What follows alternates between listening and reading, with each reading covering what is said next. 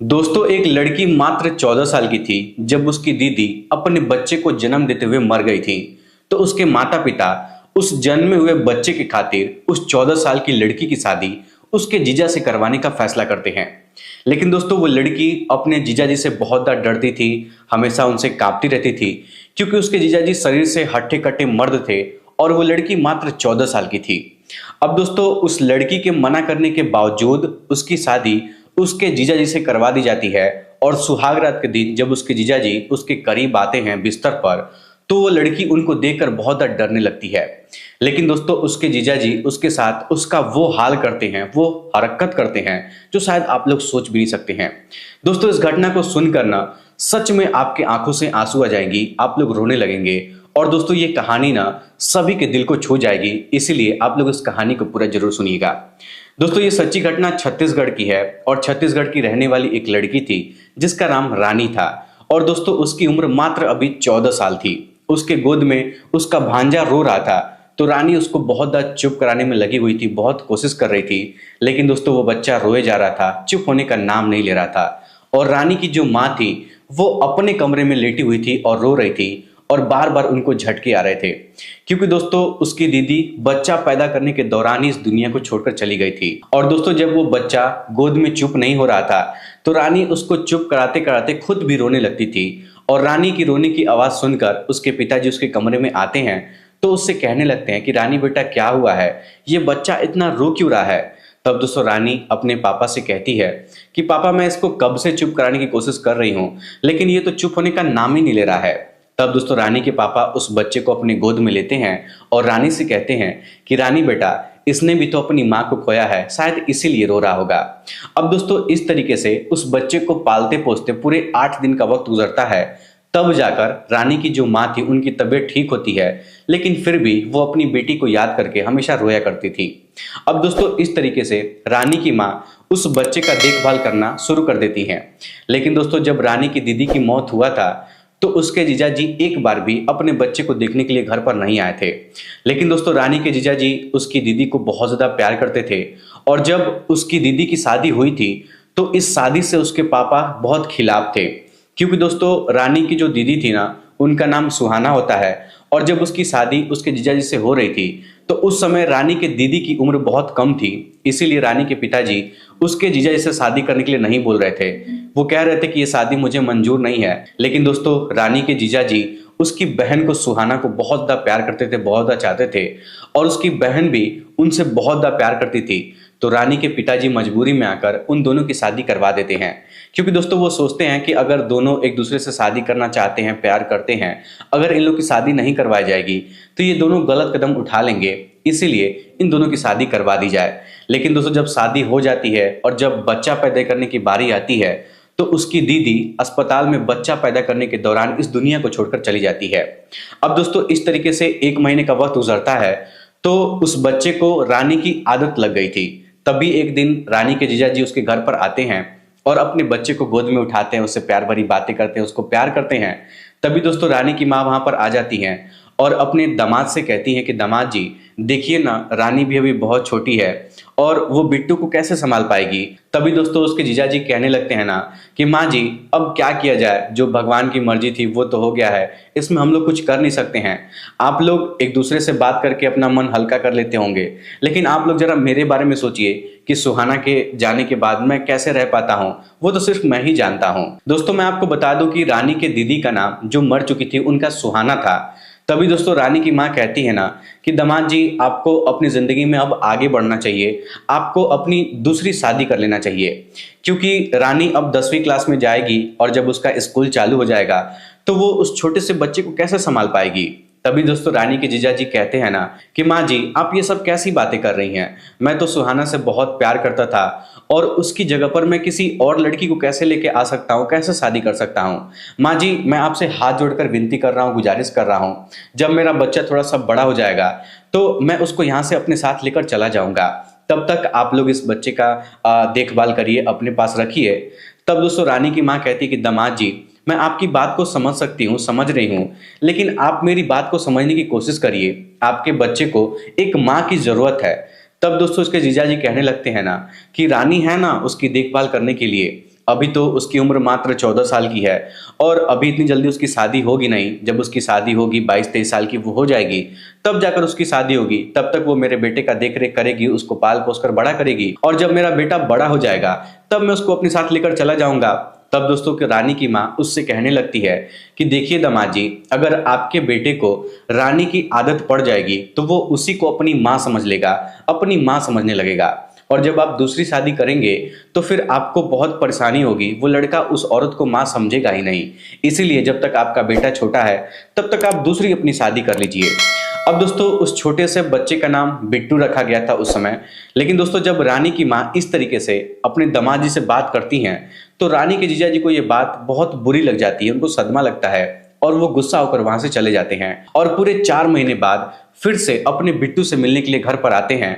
तो दोस्तों उस समय ना बिट्टू पूरे 5 महीने का हो चुका था और वो रानी के बगैर अब रह भी नहीं पा रहा था। जब भी रानी स्कूल से पढ़कर घर पर आती थी तो हमेशा बिट्टू को रानी अपने गोद में लेकर रखती थी, या फिर साफ भाषा में कहा जाए तो बिट्टू रानी को अपनी माँ समझने लगा था और हमेशा रानी के पास ही वो रहता था। वो उसको सुलाती थी, दूध पिलाती थी, उसको खाना खिलाती थी। अब दोस्तों इस तरीके से ना रानी को भी लगने लगा था कि वो जो छोटा सा बच्चा है बिट्टू, वो उसकी दीदी का बच्चा नहीं है बल्कि वो उसी का बच्चा है। लेकिन दोस्तों रानी के जीजा जी जब भी अपने बेटे को देखने के लिए घर पर आते थे तो रानी की माँ हमेशा उनसे कहा करती थी कि दामाद जी आप अपनी दूसरी शादी कर लीजिए। वो हमेशा फोर्स किया करती थी। लेकिन दोस्तों उसके जीजा जी एक कान से बात सुनते थे और दूसरे कान से निकाल दिया करते थे। अब दोस्तों इस तरीके से धीरे धीरे वक्त गुजरने लगा था और हर महीने कुछ पैसा रानी के जीजा जी बिट्टू का देखरेख करने के लिए उसके पिताजी के दुकान पर दे दिया करते थे, क्योंकि दोस्तों वो नहीं चाहते थे कि बिट्टू उन लोगों के ऊपर बोझ बनकर रह जाए। अब दोस्तों इस तरीके से धीरे धीरे दिन गुजरने लगता है और रानी की उम्र पूरा 17 साल की हो जाती है और बिट्टू की उम्र 3 साल की हो जाती है। अब दोस्तों जब बिट्टू 3 साल का हो गया था तो रानी के बगैर वो एक पल भी नहीं रह पा रहा था। हमेशा रानी को मम्मी मम्मी कहने लगा था। और दोस्तों उस समय जब रानी 17 साल की हो गई थी तो उसकी शादी करने के लिए उसके घर पर बहुत सारे रिश्ते आने लगे थे। तभी दोस्तों एक दिन रानी की माँ उसके जीजाजी को अपने घर पर बुलवाती हैं और उनसे बैठकर उनसे बातचीत करती, उनसे कहती हैं कि देखिए दामाद जी, हम चाहते हैं कि अपनी बेटी की शादी अब करवा दें।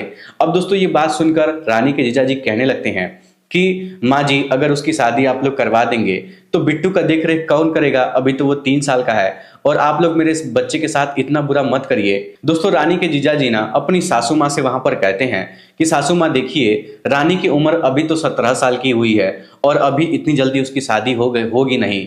आप लोग इतना परेशान क्यों हो रहे हैं? जब रानी बड़ी हो जाएगी, 22-23 साल उसकी उम्र हो जाएगी, तो मैं उसके लिए खुद एक अच्छा सा लड़का देखकर उसकी शादी करवा दूंगा। आपको 1 रुपया की देने की जरूरत नहीं है। आप लोग इसका चिंता मत करिए, इसका चिंता आप लोग छोड़ दीजिए। जब मेरा बच्चा 6-7 साल का हो जाएगा और जब सारी बातें समझने लगेगा तो मैं उसको अपने साथ लेकर यहाँ से चला जाऊंगा। तब दोस्तों रानी की माँ उनसे कहने लगती है ना कि दामाद जी, बिट्टू अभी से रानी को अपनी माँ समझने लगा है और अब तो उसको माँ कहने भी लगा है। मैं तो आपसे बस यही कहूंगी कि समय रहते आप अपनी दूसरी शादी कर लीजिए, नहीं तो आप जानते नहीं हैं कि क्या होने वाला है। और आप तो ये बात जानते हैं कि मैं हमेशा बीमार रहती हूँ और रानी के पापा को ब्लड प्रेशर के मरीज हैं वो, तो हम लोग अपनी बच्ची की शादी जल्दी से जल्दी करवाना चाहते हैं। तब दोस्तों रानी के जीजा जी अपनी सासू माँ से कहते हैं कि सासू माँ देखिए, अगर ऐसी बात है तो रानी की शादी आप लोग मेरे से करवा दीजिए। अब दोस्तों ये बात सुनकर रानी की माँ अपने दामाद के मुंह से जब ये बात सुनती हैं तो उसकी माँ बहुत हैरान हो जाती हैं, क्योंकि दोस्तों वो कभी सोची ही नहीं थी कि उसके दामाद जी ऐसी बात बोलेंगे। तभी दोस्तों रानी की माँ उनसे कहती कि देखिए दामाद जी, आप हमारी बेटी से 10 साल बड़े हैं। तब दोस्तों रानी के जीजा जी उनसे कहते हैं कि मैं 10 साल बड़ा हूं तो क्या हुआ, मेरा बेटा बिट्टू रानी को अपनी माँ समझता है और उसके बगैर रह भी नहीं सकता है, तो मैं क्या कर सकता हूं? आप ही लोग बताइए। अगर मैं दूसरी औरत से शादी करूंगा तो पता नहीं वो मेरे बच्चे के साथ कैसा सलूक करेगी। ऐसा भी हो सकता है कि मेरे सामने वो मेरे बच्चे को प्यार करे और जब मैं घर से बाहर काम करने के लिए चला जाऊं तो वो मेरे बच्चे को मारे पीटे प्रताड़ित करे। अब दोस्तों रानी के जीजा जी वहां पर उनसे कहते हैं ना कि देखिए माँ जी, मुझे शादी करने का कोई शौक नहीं है, मुझे कोई ख्वाहिश नहीं कि मैं रानी से शादी करूं, लेकिन मुझे अपने बच्चे के लिए एक माँ चाहिए और उसके लिए रानी से बढ़कर कोई अच्छी लड़की मिल ही नहीं सकती है। रानी उसको अपने बच्चे की तरह मानती है और बच्चे की तरह प्यार करती है। तब दोस्तों रानी की माँ उनसे कहती नहीं कि ठीक है, मैं उसके पापा से बात करूंगी इस बारे में, तब मैं आपको बताऊंगी, क्योंकि हमारी एक ही बेटी है। अगर आप रानी से शादी करना चाहते हैं तो मैं चाहती हूँ कि आप उसको दिल से अपना बनाइए, अपनी पत्नी का हैसियत उसको दीजिए, उसको दर्जा दीजिए, ना कि सिर्फ इसलिए शादी करिए कि वो बच्चे का देख रेख अच्छे से कर लेती है। अब दोस्तों ये बात सुनकर उसके जीजाजी बहुत ज़्यादा खुश हो जाते हैं और कहते हैं कि माँ जी, आपकी लड़की को कोई दिक्कत नहीं होगा, मैं रानी को बहुत अच्छे से प्यार करूंगा, उसको रखूंगा। अब दोस्तों इस तरीके से रानी की माँ रानी के पिताजी के पास जाती है और उनको ये सारी बातें बताती हैं। तो उसके पिताजी सारी बातें सुनते हैं, सोचते हैं, समझते हैं और शादी करने के लिए तैयार हो जाते हैं। क्योंकि दोस्तों रानी के जीजाजी के अंदर ना 1 रुपए की भी कमी नहीं थी, वो नशा भी नहीं करता था और घर परिवार से बहुत अमीर घर का रहने वाला था। और रही बात बिट्टू की, तो बिट्टू भी बहुत छोटा था और उसको एक माँ की जरूरत थी। इसीलिए दोस्तों रानी के पिताजी ये सब कुछ सोचकर ये शादी करने के लिए राजी हो जाते हैं।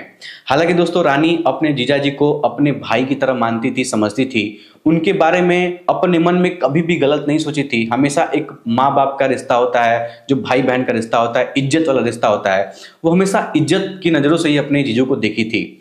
लेकिन दोस्तों जब रानी से पूछा गया कि तुम अपने जीजाजी से शादी कर सकती हो, तुम राजी हो, तो दोस्तों रानी उस समय कुछ जवाब नहीं देती है। क्योंकि दोस्तों कहीं ना उसको बिट्टू से बहुत ज़्यादा लगाव हो गया था और वो जिंदगी भर बिट्टू के साथ रहना चाहती थी। तो दोस्तों रानी सोचती है ना कि यही अच्छा मौका है, अगर मैं जीजू से शादी कर लूंगी तो हम तीनों एक साथ रहेंगे और मैं भी बिट्टू के साथ जिंदगी भर रहूंगी। अब दोस्तों इस तरीके से आकाश और रानी की शादी हो जाती है। दोस्तों रानी के जीजा जी का नाम आकाश होता है। जब आकाश रानी से शादी करके उसको अपने घर पर लेकर जाता है तो उस समय रानी का दिल बहुत जोरों से धड़क रहा था। क्योंकि दोस्तों रानी अपने जीजा जी के बारे में ये सब कभी सोची ही नहीं थी कि मुझे उनसे ही शादी करना पड़ जाएगी। और उस समय रानी अपने कमरे में बैठी हुई थी और वो यही सब सोच रही थी कि उसके जीजा जी उसके पास आएंगे और वही सब करेंगे जो एक पति और एक पत्नी आपस में करते हैं। लेकिन दोस्तों ऐसा कुछ वहां पर होता नहीं है। दोस्तों जैसे ही रानी अपने घर में कदम रखती है तो आकाश उसको एक अलग कमरा दिखाता है और रानी से कहने लगता है कि रानी देखो, तुम यहाँ पर सुकून की जिंदगी बिता सकती हो, तुम बिट्टू के साथ यहाँ पर बड़े सुकून से रह सकती हो। और रही बात मेरी, तो देखो मैं तुम्हारी बहन सुहाना से बहुत प्यार करता था और आज भी मैं उसको अपने दिल में रखा हूँ, उसको अपनी पत्नी मानता हूँ। तुम मेरे घर पर मेरी पत्नी बन के तो जरूर आई हो, लेकिन सिर्फ मेरे बच्चे का देख रेख करने के लिए आई हो, मेरा ख्याल रखने के लिए नहीं आई हो।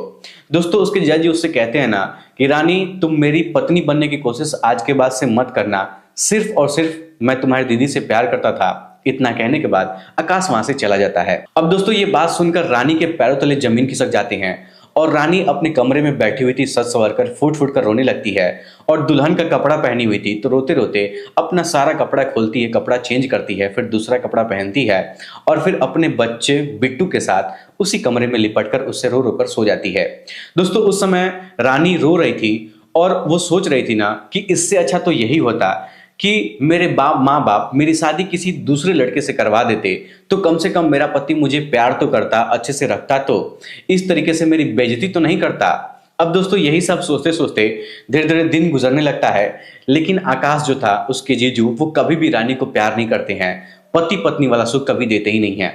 दोस्तों रानी बचपन से ही बहुत साफ दिल की लड़की थी और हमेशा वो सोचती थी ना कि जब भी किसी लड़के से मेरी शादी होगी तो मैं उससे बहुत प्यार करूंगी, उसके साथ घूमने जाऊंगी, वो मुझे घुमाने लेकर चलेगा, उसको मैं सरप्राइज दूंगी। वो अपने शादी को लेकर बहुत ज़्यादा एक्साइटेड थी, बहुत कुछ सोची थी। लेकिन जब उसकी शादी उसके जीजू से हो गई तो दोस्तों उसके जीजू जी उसके साथ ऐसा बर्ताव करने लगे थे कि वो एकदम से टूट चुकी थी, उसकी पूरी जिंदगी एकदम से बर्बाद हो चुकी थी। और दोस्तों कभी कभी रानी ये भी सोचती थी कि अगर बिट्टू मेरे पास नहीं होता तो शायद मेरी जिंदगी में ये सब नहीं होता। वो कभी कभी बिट्टू को ही ब्लेम करने लगती थी, लेकिन फिर वो सोचती थी कि बेचारा ये इसमें इसकी कोई गलती नहीं है, छोटा सा बच्चा है। अब दोस्तों इस तरीके से धीरे धीरे दिन गुजरने लगता है।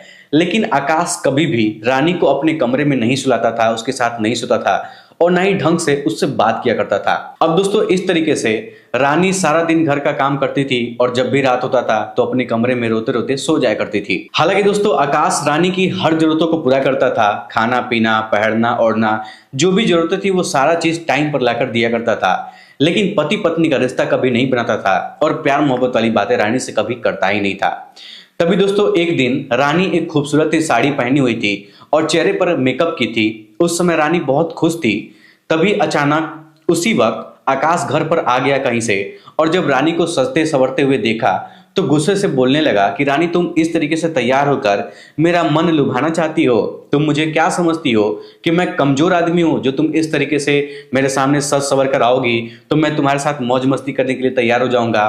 तुमको शर्म नहीं आती है? अब दोस्तों इस बात को सुनकर रानी एकदम से फुट फुट कर रोने लगती है, क्योंकि उसका पति उसको डांट फटकार दिया था और वो तो बस तैयार हुई थी अपनी खुशी के लिए, और उसको तो पता ही नहीं था कि आकाश इतना जल्दी घर पर आ जाएगा और उसको इस तरीके से जलील कर देगा। दोस्तों मैं आपको बता दूं ना कि वैसे तो रानी बहुत शरारती थी, शरारती टाइप की लड़की थी, और उसका बहुत मन था कि वो अपने पति के साथ खेले कूदे, हंसी मजाक करे, मेकअप करे, उसको दिखाए, बहुत सारी मजाकिया टाइप की वो लड़की थी। लेकिन दोस्तों उसका जो पति था ना, उसको इस तरीके से जब जलील कर देता है तो उसको दोबारा कभी मेकअप करने का मन नहीं करता है और वो कभी दोबारा जिंदगी में अच्छे से तैयारी नहीं होती है। और दोस्तों इस तरीके से देखते देखते कई साल का वक्त गुजर जाता है। अब दोस्तों रानी की उम्र लगभग 20 साल के आसपास हो चुकी थी और उसकी सालगिरह आने वाली थी। वो अपने किचन में काम कर रही थी और खुद पर ध्यान देना एकदम से बंद कर चुकी थी। कितने कितने दिन बीत जाते थे, बालों में कंघी भी नहीं करती थी और घर की सारी जिम्मेदारियां सिर्फ अकेले ही उठाया करती थी। यहां तक कि आकाश से वो बोलना भी छोड़ दी थी। कभी कभी कोई जरूरत पड़ती थी तो आकाश कुछ बोलता भी था तो हाँ ना में जवाब दिया करती थी, ज्यादा कुछ बोलती भी नहीं थी। अब दोस्तों उस समय बिट्टू भी बड़ा हो गया था और स्कूल जाने लगा था, पढ़ाई में भी वो बहुत अच्छा था। तो रानी सारा दिन घर का काम करती थी और बिट्टू का देखभाल करती थी, उसी में उलझती थी। सजना संवरना एकदम से भूल चुकी थी और घर में अगर कोई फंक्शन भी पड़ता था तो हमेशा दिन रात काम करती थी। तैयार होना एकदम से भूल चुकी थी, वो जानती ही नहीं थी कि तैयार कैसे होते हैं और पत्नी बन के अच्छे से कैसे रहते हैं। तभी दोस्तों एक दिन आकाश बिट्टू को लेकर मार्केट जा रहा था तो रानी से भी कहता है कि रानी तुम भी तैयार हो जाओ और चलो मेरे साथ, तुम भी मार्केटिंग कर लेना, हम लोग का सालगिरह आने वाला है। तब दोस्तों रानी काम करने का बहाना कर देती है और कहती है कि नहीं, अभी बहुत घर में बहुत सारा काम पड़ा हुआ है। अब दोस्तों इस तरीके से ना आकाश बिट्टू के साथ मार्केटिंग करने के लिए चला जाता है और वहां से जब वापस आता है तो बहुत खुश लग रहा था, मुस्कुरा रहा था। तभी दोस्तों आकाश रानी के पास जाता है और उससे कहता है कि रानी देखो, मैं तुम्हारे लिए कुछ लेकर आया हूं। अब दोस्तों इतने साल गुजर चुके थे और आकाश कभी भी रानी के लिए कोई गिफ्ट लेकर नहीं आया था, कुछ दिया नहीं था। तो रानी इस बात को सुनकर बहुत ही ज्यादा हैरान हो गई थी कि इतने सालों में आखिर कोई इंसान मेरे लिए कोई चीज लेकर नहीं आया है, तो आखिर इतने सालों बाद ये क्या लेकर आया है। अब दोस्तों रानी तुरंत उस लिफाफे को खोलती है तो देखती है कि उसमें लाल रंग की चूड़ी होती है जो रानी को बहुत पसंद थी। रानी अक्सर पहले वही चूड़ी पहनती थी, लेकिन दोस्तों जब रानी उस चूड़ी को देखती है तो वो सोचने लगती है कि आकाश उसके साथ मिलजुल कर रहना चाहता है, शायद उसका मन बदल चुका है, इसीलिए वो उसके लिए चूड़ी भी लेकर आया है। लेकिन दोस्तों रानी उस समय चूड़ी को साइड में रख देती है और अपना काम में व्यस्त रहती, काम करने लगती है। तो आकाश भी कुछ बोलता नहीं है और वो भी वहां से चुपचाप बिट्टू को लेकर अपने कमरे में चला जाता है। दोस्तों रानी को ऐसा लगने लगा था कि शायद इतने सालों बाद आकाश को ऐसा एहसास हो चुका है कि उसकी पहली पत्नी अब मर चुकी है और उसकी जिंदगी में अब दूसरी औरत आ चुकी है। क्योंकि दोस्तों जो आकाश था ना, वो अपनी पहली पत्नी सुहाना को भुला नहीं पा रहा था और शायद इसीलिए वो रानी से प्यार नहीं करता था, रानी से इस तरीके का व्यवहार कर रहा था। उस दिन दोस्तों शादी की सालगिरह थी तो घर में सभी लोग तैयार हो रहे थे और रानी अपने किचन में काम कर रही थी। तभी दोस्तों रानी की माँ वहां पर आ जाती हैं और उससे कहने लगती हैं कि रानी अभी तक तुम तैयार नहीं हो, तुम्हारे हाथों में मेहंदी भी नहीं लगी है, तुम्हारी सहेलियों के दो दो बच्चे हो चुके हैं, लेकिन वो लोग अभी भी मेकअप करके रहती हैं, अच्छे से रहती हैं, लेकिन तुम इस तरीके से क्यों रहती हो? तुम्हारे पास गहने की कमी नहीं है, तुम्हारा भी गहना तुम्हारे पास है, तुम्हारे बहन का भी गहना तुम्हारे पास है, तुम सज सवर कर क्यों नहीं रहती हो? तभी दोस्तों आकाश वहां पर आ जाता है और रानी से कहता है कि रानी तुम तो सारा दिन घर का काम करती ही रहती हो, चलो अभी ये सब काम छोड़ो, आज हम लोग का सालगिरह है, जल्दी से तैयार हो जाओ। अब दोस्तों ये बात सुनकर रानी एकदम से हैरान हो जाती है और रानी आकाश से कहने लगती है कि तैयार हो जाऊं, आपको तो मुझे तैयार में देखना पसंद ही नहीं है, तो मैं तैयार क्यों, मैं ऐसे ही अच्छी दिखती हूँ, आज आप मुझसे तैयार होने के लिए क्यों कह रहे हैं? दोस्तों आकाश उसकी बात का कुछ जवाब नहीं देता है, वो सब कुछ समझ जाता है और चुपचाप वहां से चला जाता है। तो थोड़ी देर बाद रानी तैयार होती है और फिर दोनों लोग स्टेज पर जाते हैं, अपना सालगिरह सेलिब्रेट करते हैं। लेकिन दोस्तों उस दिन जब रात के 11 बजते हैं तो बिट्टू कमरे में सोया हुआ था और रानी उसी के बगल में ऐसे टहल रही थी, रात का समय था। तभी अचानक आकाश रानी को देखता है कि वो अपने कमरे में टहल रही है। तभी दोस्तों अचानक आकाश रानी को देखकर उसके कमरे की तरफ आता है तो रानी उसको अपने कमरे की तरफ आता हुआ देखती है तो बहुत हैरान हो जाती है, क्योंकि दोस्तों आज से पहले कभी भी आकाश रानी के कमरे में नहीं आया था और खास करके रात के वक्त में तो कभी उससे मिलने के लिए उसके कमरे में नहीं आया था। तभी दोस्तों आकाश रानी के पास आता है, उसके हाथों को ऐसे पकड़कर सहलाने लगता है और रानी के हाथ को छूने लगता है। तो दोस्तों रानी अपना हाथ छुड़ा लेती है। तभी दोस्तों आकाश रानी से कहने लगता है कि रानी, मैं तुम्हारे साथ बहुत बदतमीजी से पेश आया हूँ, मैं तुम्हारे साथ बहुत गंदा सलूक किया हूँ। तुम तो जानती ही हो कि तुम्हारी बहन से मैं कितना प्यार करता था और वो मेरी ज़िंदगी में बहुत अहमियत रखती थी और हम दोनों एक दूसरे पर अपना जान निछावर करते थे।